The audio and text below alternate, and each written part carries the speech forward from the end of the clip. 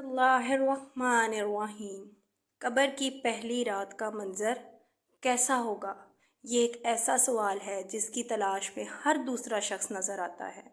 आज हम इस सवाल का जवाब आपके लिए इस्लामी नुक्ता नज़र से लेकर हाजिर हुए हैं।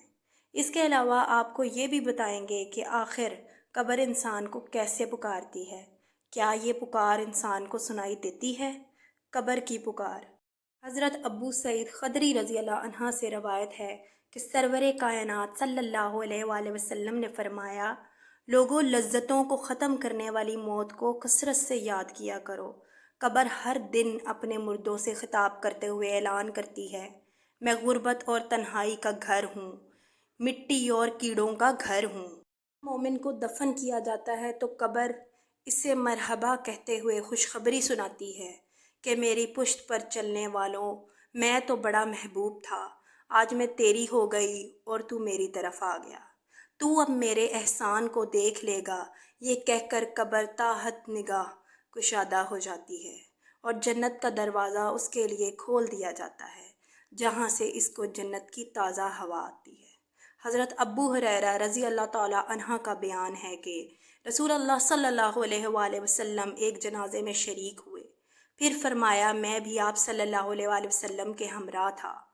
आप सल्लल्लाहु अलैहि वसल्लम एक कब्र के पास बैठ गए और फरमाया, ये कब्र हर दिन बाआवाज़ बुलंद कहती है, ए आदम की औलाद, तू क्यों मुझे भूल गया? क्या तुझे यह मालूम नहीं कि मैं तन्हाई का घर, गुर्बत का घर, वहशत का घर, कीड़ों मकोड़ों का घर हूँ। मैं बहुत तंग घर हूँ, मगर अल्लाह जिसके लिए कुशादगी का हुक्म फरमाएगा, इसके लिए कुशादा हो जाऊंगी।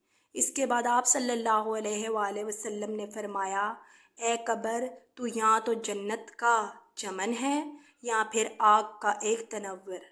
हज़रत अबू हजाज रज़ी अल्लाह ताला अन्हा से रवायत है कि रहमत आलम सल्लल्लाहु अलैहि वसल्लम ने फरमाया, मुर्दा जब कब्र में रखा जाता है तो कब्र इसको कहती है, ए इब्ने आदम, तू हलाक हुआ, तुझे किस चीज़ ने मुझसे धोखे में रखा?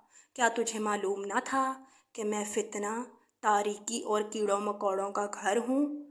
तुझे किस चीज़ ने मुझसे बहका कर निडर कर दिया और तू मेरी पुश्त पर खूब अकड़ कर चलता था? अगर वो मुर्दा नेक होता है तो इसकी तरफ से कब्र को जवाब देने वाले जवाब देते हैं, ए कब्र, तू देख तो सही इसके अमाल कैसे हैं। ये अच्छाई इख्तियार करता था और बुराई से बाज रहता था। ये सुनकर कब्र कहती है, बेशक ये नेक था, अब मैं इसके लिए सरसब्ज हो जाती हूँ।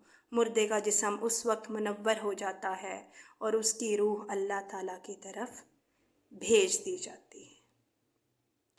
हज़रत अब्दुल्ला बिन उबैद रज़ी अल्लाह ताला अन्हा से रवायत है कि रसूल अल्लाह सल्लल्लाहु अलैहि वसल्लम ने फरमाया, मुर्दा कब्र में बैठा है और उन लोगों के पैरों की आवाज़ भी सुनता है जो इसके जनाजे के साथ कब्र तक गए हों।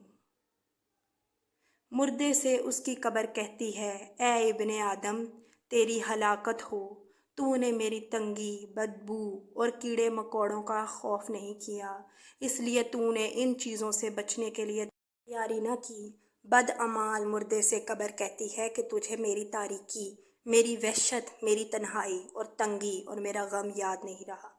इसके बाद कब्र इसको जकड़ देती है, जिसके बाद इसकी पसलियों की हड्डियाँ एक दूसरे में पैवस्त हो जाती हैं, जबकि नेक बंदे के लिए कब्र कुशादा कर दी जाती है और इसके दाएं एक खिड़की खोल दी जाती है, जहाँ से इसको जन्नत की हवा आती है।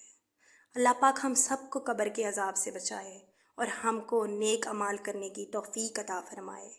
आमीन या रब्बिल आलमीन।